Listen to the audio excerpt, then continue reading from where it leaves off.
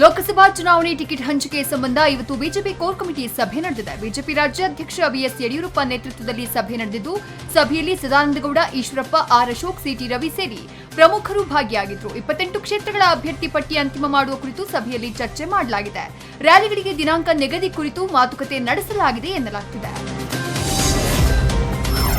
ಬಳ್ಳಾರಿ ಲೋಕಸಭೆ ಅಭ್ಯರ್ಥಿ ಯಾರೆಂದು ಹೈಕಮಾಂಡ್ ನಿರ್ಧಾರ ಮಾಡಲಿದೆ.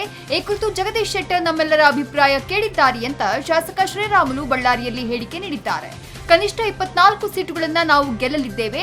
ಪಕ್ಷ ಯಾರಿಗೆ ಟಿಕೆಟ್ ನೀಡಿದ್ರು ಅವರ ಪರವಾಗಿ ಒಗ್ಗಟ್ಟಾಗಿ ಕೆಲಸ ಮಾಡಲಿದ್ದೇವೆ ಅನ್ನುವ ವಿಶ್ವಾಸ ವ್ಯಕ್ತಪಡಿಸಿದರು.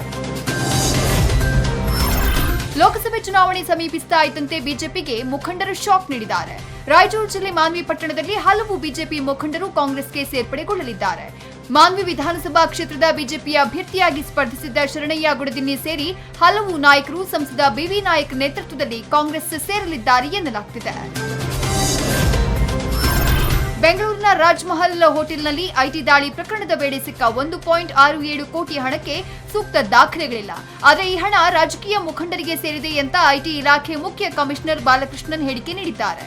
ಬೆಂಗಳೂರು ಹುಬ್ಬಳ್ಳಿಯಲ್ಲಿ ನಡೆದಂತಹ ದಾಳಿಯಲ್ಲಿ ಮಹತ್ವದ ದಾಖಲೆ ವಶಕ್ಕೆ ಪಡೆಯಲಾಗಿದೆ. ಈ ಹಣದ ಕುರಿತು ತನಿಖೆ ನಡೀತಾ ಇದೆ ಅಂತ ತಿಳಿಸಿದ್ದಾರೆ. ಲೋಕಸಭೆ ಚುನಾವಣೆ ಹತ್ತಿರವಾಗ್ತಾ ಇರುವ ಹಿನ್ನೆಲೆಯಲ್ಲಿ ಬೆಂಗಳೂರು ಪೊಲೀಸರು ಸಿದ್ಧತೆಯಲ್ಲಿ ತೊಡಗಿದ್ದಾರೆ. ಇವತ್ತು ಡಿಸಿಪಿ ಎನ್ ಶಶಿಕುಮಾರ್ ನೇತೃತ್ವದಲ್ಲಿ 671 ರೌಡಿಗಳ ಪರೇಡ್ ನಡೆಸಲಾಗಿದೆ. ಉತ್ತರ ವಿಭಾಗದ ಪೊಲೀಸರಿಂದ ರೌಡಿ ಪರೇಡ್ ನಡೆಸಿದ್ದು, ಚುನಾವಣಾ ಹಿನ್ನೆಲೆಯಲ್ಲಿ ಅಹಿತಕರ ಚಟುವಟಿಕೆಗಳಲ್ಲಿ ಪಾಲ್ಗೊಳ್ಳದಂತೆ ಎಚ್ಚರಿಕೆ ನೀಡಿದ್ದಾರೆ. ಪರೇಡ್ನಲ್ಲಿ ಉತ್ತರ ವಿಭಾಗದ ಬಹುತೇಕ ಎಲ್ಲಾ ರೌಡಿ ಶೀಟರ್ಗಳಿಗೂ ಎಚ್ಚರಿಕೆ ನೀಡಲಾಗಿದೆ. ಪ್ರಧಾನಿ ನರೇಂದ್ರ ಮೋದಿ ಆರಂಭಿಸಿದ್ದ ನಾನು ಕೂಡ ಚೌಕಿದಾರ ಆಂದೋಲನಕ್ಕೆ ರಾಷ್ಟ್ರಾದ್ಯಂತ ಬೆಂಬಲ ವ್ಯಕ್ತವಾಗಿತ್ತು. ಬಿಜೆಪಿ ಮುಖಂಡರು, ಕಾರ್ಯಕರ್ತರು ತಮ್ಮ ಟ್ವಿಟರ್ ಖಾತೆಯಲ್ಲಿ ಹೆಸರಿನ ಮುಂದೆ ಚೌಕಿದಾರ್ ಅಂತ ಸೇರಿಸಿಕೊಂಡಿದ್ದಾರೆ. ಅದರಂತೆ ನರೇಂದ್ರ ಮೋದಿ ಬಳಿಕ ಬಿಜೆಪಿ ರಾಷ್ಟ್ರಾಧ್ಯಕ್ಷ ಅಮಿತ್ ಶಾ, ಪಿಯೂಷ್ ಗೋಯಲ್ ಸೇರಿ ಹಲವರು ತಮ್ಮ ಟ್ವಿಟರ್ ಖಾತೆಯಲ್ಲಿ ಹೆಸರು ಬದಲಾಯಿಸಿಕೊಂಡಿದ್ದಾರೆ. ಹಾಸ್ಯ ಕಲಾವಿದ ಚಿಕ್ಕಣ್ಣ ಮೈಸೂರು ಮೃಗಾಲಯದಲ್ಲಿ ಚಿರತೆಯೊಂದನ್ನ ದತ್ತು ಪಡೆದು ಮಾದರಿಯಾಗಿದ್ದಾರೆ. 35,000 ಹಣ ನೀಡಿ 1 ವರ್ಷದ ಅವಧಿಗೆ ಚಿರತೆಯನ್ನ ದತ್ತು ಪಡೆದಿದ್ದು, ಚಿರತೆಗೆ ಬೈರಾ ಅಂತ ನಾಮಕರಣ ಮಾಡಲಾಗಿದೆ. ಇನ್ನು ಚಿಕ್ಕಣ್ಣ ಜೊತೆಗೆ ಅವರ ಸ್ನೇಹಿತರು ಕೈ ಜೋಡಿಸಿದ್ದು, ಪ್ರಾಣಿ ದತ್ತು ಸ್ವೀಕಾರ ಯೋಜನೆಯಡಿ ಹಲವು ಪ್ರಾಣಿಗಳನ್ನ ದತ್ತು ಪಡೆದಿದ್ದಾರೆ. ನವರಸ ನಾಯಕ ಜಗ್ಗೇಶ್ 56ನೇ ವರ್ಷದ ಹುಟ್ಟುಹಬ್ಬದ ಸಂಭ್ರಮದಲ್ಲಿದ್ದು, ಹುಟ್ಟುಹಬ್ಬಕ್ಕೆ ನಿನ್ನೆಯೇ ಪತ್ನಿ ಜೊತೆ ಮಂತ್ರಾಲಯಕ್ಕೆ ತೆರಳಿದ್ದಾರೆ.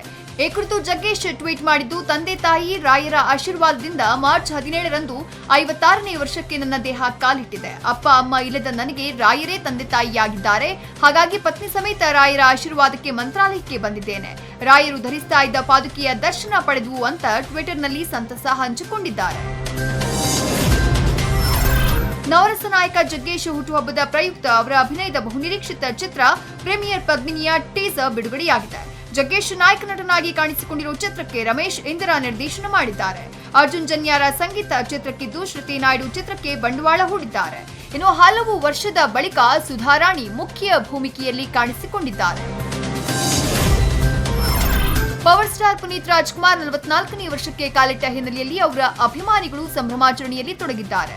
ಇನ್ನು ಯಾವುದೇ ಅದ್ದೂರಿ ಆಚರಣೆ ಬೇಡ ಎಂದಿದ್ದ ಪುನೀತ್ಗೆ ಈಗ ಅಭಿಮಾನಿಗಳು 1.25 ಕೆಜಿ ತೂಕದ ಬೆಳ್ಳಿ ಕಿರೀಟ ಉಡುಗೊರೆಯಾಗಿ ನೀಡಿದ್ದಾರೆ. ಹೊಸಕೋಟೆಯ ಅಭಿಮಾನಿಗಳು ಪ್ರತಿ ವರ್ಷವೂ ಪುನೀತ್ ಬರ್ತ್ಡೇಗೆ ವಿಭಿನ್ನ ಉಡುಗೊರೆ ನೀಡ್ತಾ ಬಂದಿದ್ದು, ಈ ಬಾರಿ ಬೆಳ್ಳಿ ಕಿರೀಟ ನೀಡಿ ಸಂಭ್ರಮಿಸಿದ್ದಾರೆ.